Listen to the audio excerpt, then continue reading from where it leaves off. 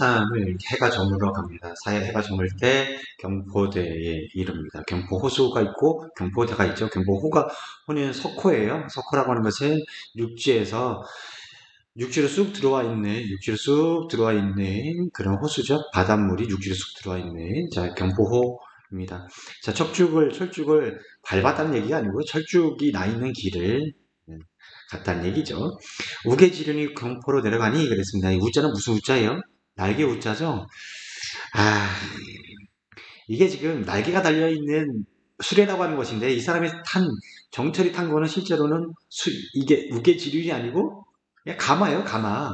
그냥 가마인데 술이 취했어요. 붕 떠 있어요. 가마라서 붕 떠 있어요. 그러니까 그냥 날아가는 것 같아요. 그래서 우개지륜에게 술 한 잔 또 드셨어요. 지금 여기서 또 지금 우개지륜 좋다 막 그러는 거죠. 지금 경포호로 내려가니 심리빙환이라고 했습니다. 심리빙환 뭐가요? 경포호 모습이요. 경포의 모습이 심리빙환. 심리 쫙 보면서 어떻게 되고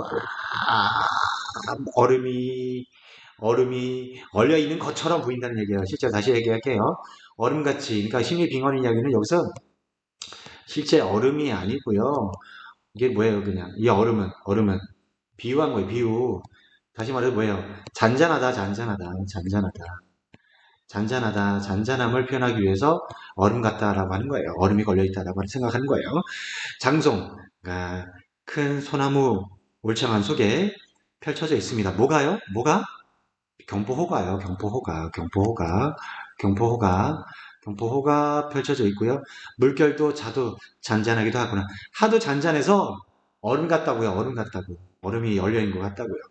모래를 헤릴 정도로 정말 맑다라고 합니다. 지금은 사실은 경포가 이렇게 깨끗하지는 않은데 좀 아쉽습니다. 자, 어쨌든 고주해람하야 그랬습니다. 고주해람이라고 하는 것은 고는 외로울 고자죠. 주는 배주자예요. 그러니까 이게 고주해람이라고 하는 것은 그러면 여러 척이 배를 띄웠다? 아니, 한 척이 배를 띄웠다.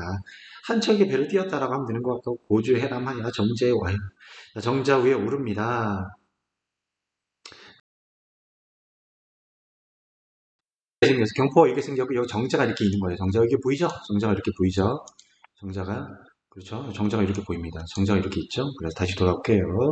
자, 그래서 자 이렇습니다.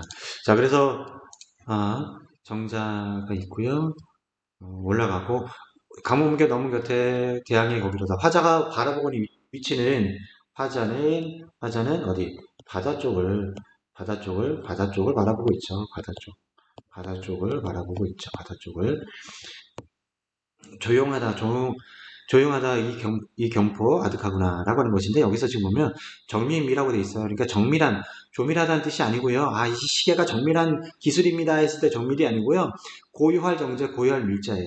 정말 관동별고 가면 별 진짜 쓸데없는 거치만 나오는데요. 정밀미 그다음에 막힌 데 없이 광활한 아름다움. 자, 됐습니다. 대구법이라고 하는 것은 정유하다 이기상 활용하다 저경계 대구가 되겠죠. 대구법이 되겠고, 자, 그 다음 도치법이라고 하는 것은, 도치법은 이 부분이죠. 이 기상이 조용합니다. 문장이 뒤집혀 있죠. 저 경계가 발언합니다. 뒤집혀 있잖아요. 그 다음에 이제 영탄법이라고 하는 것은, 영탄법은 뭐뭐로다, 뭐 이런 것들이 영탄법이 되겠죠.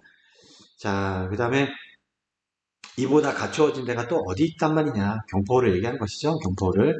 홍장고사라고 하는 거, 홍장이라고 하는 것은 이때 기생인데 고려시대 얘기예요. 고려시대에 광안도 관찰사였던 박신이라는 사람이 있는데 홍장이라는 기생에 빠져서 정치도 안 하고 막 그래요. 그래서 강릉에 있는 태수가 관찰사를 놀립니다. 뭐라고 놀리냐면 홍장이 죽었습니다 라고 놀려요. 사람이 죽었다는 걸 어떻게 놀릴 수 있는가 모르겠지만은 홍장이 죽었어요 라고 얘기해요. 그랬더니 그때부터 식음을 전폐하고 박신이라고 하는 관찰사가 힘들어해요. 그러다가 경포나 가서 술이나 한잔 먹읍시다 라고 태수가 얘기하죠. 강릉 태수가. 근데 저기서 보니까 배가 한 척 떠오는데 거기에 홍장이 타 있는 거예요.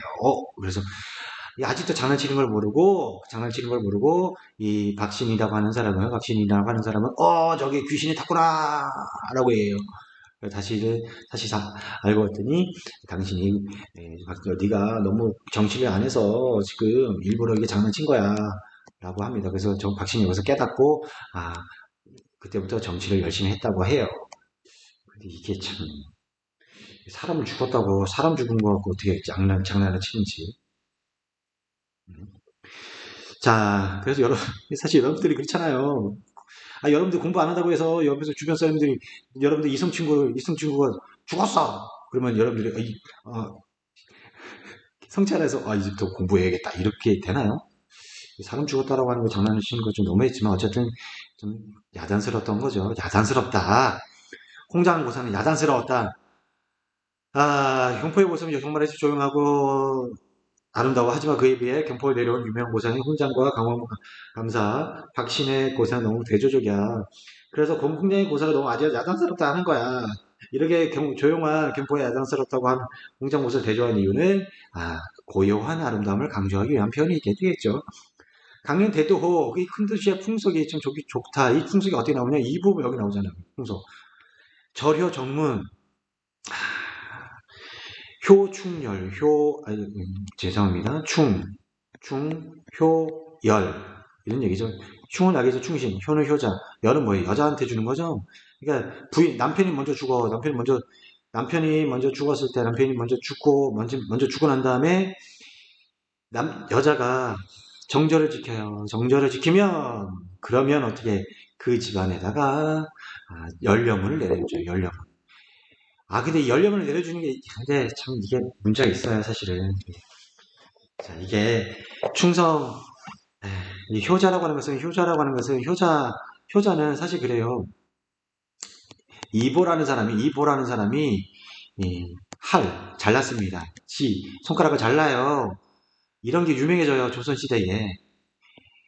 손가락을 잘라서 어머니가 돌아가시는데 거기다 손가락을 잘라서 피를 드렸더니 어머니가 깨어나십니다. 이게 전국적으로 퍼집니다. 그렇게 유명해요. 그래서 사람들이 어떻게 돼요? 그래서 이보할지가 이제 그래서 효자문을 받아요. 그래서 전국적으로 멀쩡한 자기 손가락을 자르기 시작합니다. 그래서 약간 통했어요. 그래서 정부에서 내려줍니다. 효자문을 내려줘요. 근데 전국적으로 막 퍼지기 시작하고 게다가 더 심해져요. 어떻게 더 심해지냐면 뭐가 있냐면 어머니가 아이고 얘야 내가 고기가 먹고 싶구나 그런데 고기 사올 돈이 없어 자기 허벅지를 잘라서 끓여드렸어요. 아이고 고기를 사올 돈이 없는데 어디서 고기를 샀느냐 뭐 울어요. 막 나중에 어머니가 알고 난 다음에 아이고 어떡하니 네 허벅지를 잘라내다니 이게 왕을 감동시켜서 어떻게 효자문을 또 받아요. 그래서 전국적으로 어떻게 되겠어요? 또 이번에 또 이제 허벅지를 잘라내요. 그런데 보면요, 우리가 유괴라고 하는 것은요, 신체 발부는 수지부모라라고 있습니다. 신체에서 받은 모든 것들은 부모께 받은 것이니 함부로 상하게 하면 안 된다, 훼손하게 하면 안 된다라고 했죠. 훼손했잖아, 지금 허벅지든 손가락이든. 그래서 이제부터는 어떻게 돼요? 곤장을 맞거나 두드러 맞거나 혼나요. 이때부터는. 어떨 땐 상을 주고, 어쨌든 벌을 주고, 도대체 유교의 이론은 도대체 어떨 때는 이렇고 어떨 때는 벌을 주고 이게 도대체 뭔지는 모르겠습니다 라고 하지만 어쨌든 그래요. 그리고 또 열려문도 그래요. 열려문도 이것도 뭐 그 집안에서 만들기 시작을 해요. 남편이 먼저 죽었을 때 며느리가 혼자 남았을 때 이 며느리를 일부러 벼랑에서 밀어버립니다. 그래놓고 며느리가 스스로 목숨을 끊었습니다 라고 했습니다. 그래서 어떻게 열려문을 받아내. 나중에 보니까 일부러 죽이는 집안들이 많아져요. 며느리를. 그래서 문제가 생깁니다. 여러분들 골 마을마다 무슨 충효열 뭐 이렇게 효자문 연령을 있는 건 좀 약간 좀 비판적으로 봐야 되지 않을까 생각이 듭니다. 자, 골짜기에 벌쳐져 있습니다. 그래서 어떻게 충효열 이런 것들이 있어서 어떻게 해요? 이런 것들이 있어서 절여 정문이 있어서 어떻게 비옥가봉이라고 생각을 하는 겁니다. 비옥가봉이라고 하는 것은 질비하게 들어선 집들, 가봉은 모두 벼슬이 봉할 만큼 백성들이 착하다라고 하는 거예요. 그래서 요순시대 백성들이 성분이 좋은 영실을 받들어 모두 착하다는 뜻이고요. 태평한 시절을 뜻한다라고 하는 것입니다. 비옥가봉이라고 하는 말은 자 외우세요. 따라하세요. 여러분들. 비옥가봉, 강구연월, 태평선대, 태평연월, 고복, 격양, 한포, 고복. 자, 복이라고 하는 것은 복부를 얘기합니다. 그래서 밥을 많이 먹고 배를 두드린다. 라고 하는 거죠. 자, 풀이 읽어보니까 저녁 햇살이 비켜든 현산에 꽃을 밀따라 밟으면서 새깃으로 뚜껑을 꾸민 수레를 타고 경포로 내려가니 신이나 뻗쳐있는 얼음같이 희고 깨끗한 비단을 다리고 같은 호숫물이 얼음 같은 호숫물이 큰 소나무 울창한 숲속에서 마냥 펼쳐져 있으니 물결이 잔잔하기도 하여 물속에 물이 아르다 헤아릴만 하구나. 외로운 배를 띄워 한적이 배를 띄워 호수를 건너 정자 위에 올라가니 강목에 너무 곁에 큰 바다가 바로 저기구나. 조용하고도다 이 기상 너르고 멀도다 하늘과 맞닿은 저 바다끝 여기보다 더 아름다운 가춤을 갖춘 곳이 또 어디 있단 말이냐. 과연 고려말 기생 홍장과 박싱 사이에 있었던 야단스러운 옛일이 있었을 법만도 하다. 강릉대도 풍속이 좋기도 하구나. 충신 효자 를 표창한 정문이 마을마다 널려져 있으니 집집마다 효자 충신이 많아 청구할 문제들이 많다 하지만 요전시대의 태평성대가 지금도 있다 할 것이로다 그랬습니다. 네, 넘어갑니다.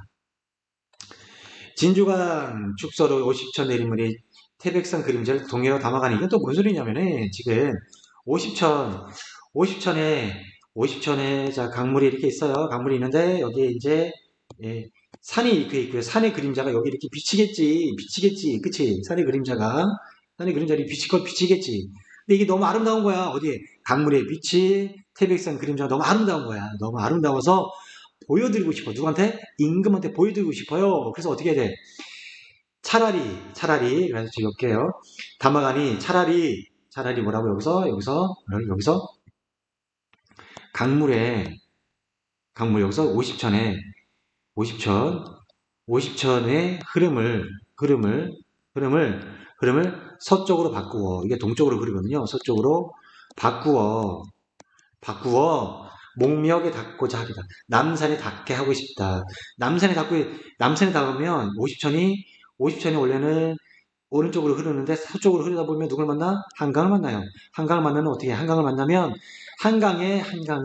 한강에 뭐가 보일 수 있어? 한강에 요게 태백산 그림자가 보일 수 있지, 그치? 누구한테 보이고 싶다는 얘기야? 임금한테 보이고 싶다는 얘기예요. 그래서 영군 지정이 되는 거야. 임금을 사랑하는 사람모 하는 거야. 여기서도 임금을 생각하는 거예요. 여기서 임금 누구예요? 여러분들 그렇게 싫어하는 선조라는 임금이죠. 아름다운 풍경을 보여주고 싶습니다. 왜 영군 지정이죠? 50천이 흘러스가 아니고 흘러 동해로 가는데 물길을 반대로 흐르게 하여 서쪽으로 흐르게 하여 임금이 계신 쪽으로 흐르게 하고 싶다. 한영으로 흐르게 하고 싶다라고 하는 거죠. 즉 나의 마음은 항상 임금이 계신 쪽으로 흐르고 있어요. 할렐루야라고 하는 거죠. 영군 지정이죠. 근데 목맥이라고 하는 것은 남산의 이름이죠. 그러니까 우리가 사실 남산인데 해보세요, 여러분들 그거. 응? 애국이죠. 남산 위야 그게 아니죠. 원래는 목멱산이었어요. 목멱산. 예, 여기서 이게 다 일제시대에 막 들어오는 건데요. 사실은 남산이란 말을 쓰기도 했지만 조선시대에 왜냐면 원래 풍수지리상 남산의 역할을 해요. 목멱산이 남산의 역할을 목멱산이 합니다라고 하는 것인지 굳이 남산은 많이 부르지 않았고 목멱산이다 불렀는데도 참 아쉽습니다. 이게 뭐가 아쉽냐면요. 일본은요, 이 방위를 좋아해요. 동서남북, 중앙 이런 걸 좋아해요. 그래서 여러분들 이 학교 이름에도 보면 중앙여고, 중앙고등학교, 무슨 뭐 서울고등학교, 북서울고등학교 이런 거 얘기 많잖아요. 이게 다 일제시대의 흔적입니다, 여러분들. 여러분 동대문, 남대문 하면 알죠? 그죠? 하지만 흥인지문, 숭례문 하면 모르잖아요. 이게 다 일제시대의 예, 동서남북으로 한 건데 지금이라도 흥인지문, 숭례문 이렇게 했으면 좋겠습니다, 여러분. 왕정이 유한하고 풍경이 모슬미니라고 했습니다. 왕정이 유한하고 여기서 좀 웃겨요. 지금 이 사람이 지금 여기서 지금 관례 여정이 유한하다. 이 사람이 지금 여정이에요? 지금 이게 여정? 응? 이게 지금 이 사람 놀고 있는 거지. 그러니까 여기서 지금 여정이라고 하는 것은 여기서 이 사람이 지금 순례하고 있다라고 얘기하고 있는 건데 순례하고 있다는 것인데 순례 같아요? 그냥 이 사람 그냥 놀고 있잖아요. 그래서 어쨌든 노는 것은 유한하고 끝이 있고 풍경은 실증이 나지 않아요. 실증이 나지 않아. 근데 어떻게 유해도 밤에 품을 생각도 많기도 많고 나그네 시름도 둘 데 없고 그러는데 그만 놀아야 돼. 그만 놀아야 돼. 나 이제 공부를 해야 돼. 공부해야 돼. 공적인 상황, 공적인 상황이에요. 공적, 공적인 일을 해야 돼. 이거 관찰사 일을 해야 돼. 관찰사 일을 해야 돼. 근데 여기서 지금 뭐야? 여정이라고 하고 있지만 저는 놀자라고 생각할게요. 아, 놀자. 뭐가 이겨야 돼요? 이게 이겨야 되잖아. 그치? 근데 이게 이겨야 되는데 개인적으로는 놀고 싶어요. 놀고 싶어. 그 좌절되죠. 그럼 결국 어떻게? 좌절되잖아. 뭐 어떻게 좌절되는 거예요? 좌절. 왜? 일해야 되잖아. 일해야 해. 일해야 해. 좌절되는 거잖아요. 이 좌절되는 걸 뭐라고 하죠? 이거를 비장미라고 하죠. 말이 좀 어렵지만, 아, 니네 똑같잖아. 니네 똑같지. 니네 똑같잖아. 유튜브 보잖아, 니네. 유튜브 보다가 유튜브 보고, 공부해야 돼. 니네 보통 어떻게 이겨? 니네 이게 이기잖아. 그래서 공부가 조금, 예, 성적이 좀 현실과 생각처럼 잘 안 나오는 거죠. 그리고 여러분들도 항상 비장미를 겪는 것이죠. 그래서 이 사람이 어떻게 생각하는가? 선수를 뛰어내 두호로 향을 살까? 선의를 찾으러 단열에 머물러 살까? 두호라고 하는 것을 두는 북두성, 경성, 선사라고 하는 것은 여기서 뭐 뗏목을 얘기하는 것이고요. 그래서 선의, 단열, 뭐 그런 뭐 동굴을 얘기하는 거고 똑같아요, 여러분들하고. 아, 어떻게 하지? 아, 딴 세상을 딴 곳을 도피할 곳을 생각하는 거 도피. 아, 게임방 갈까? 게임방 갈까? 또 여기서 아니야, 코인 노래방 갈까? 뭐 생각하는 것이죠. 그래서 밑에 보시면 자, 비전미가 나타나고 있어요. 그래서 비전미는 주체가 대상의 가치를 실현하고자 하는 의지가 있으나 현실적 여건으로 좌절될 때 나타나는 문학의 미적 범죄입니다. 왜 비전미일까요? 자연을 머물고 싶으나 관찰사로서의 임무를 버릴 수 없어서 사적인 생각이 좌절되기 때문입니다. 삼척 죽서로 아래서 50전에 흘러내리는 물이 그 물에 비친 페이브성 그림자를 동해로 담아가니 차라리 이를 한강 옆에 남산에 닿게 하고 싶다. 임금한테 보이고 싶다. 관리의 여정이나 한도가 이거 경지는 볼수록 실증이 나지 않으니 그간은 회포가 많기 때문에 많기도 많구나. 객지에 나가 있는 나그네 수심도 근심도 들 데가 없다. 안전시킬 수가 없는데 어떡하지? 그래서 어디 북두성에 갈까? 뗏목을 타고 갈까? 견우성 갈까? 신라 사선을 찾으러 단열이랑 머물러 살까? 라고 얘기를 하고 있습니다. 그 다음에 이제 청소년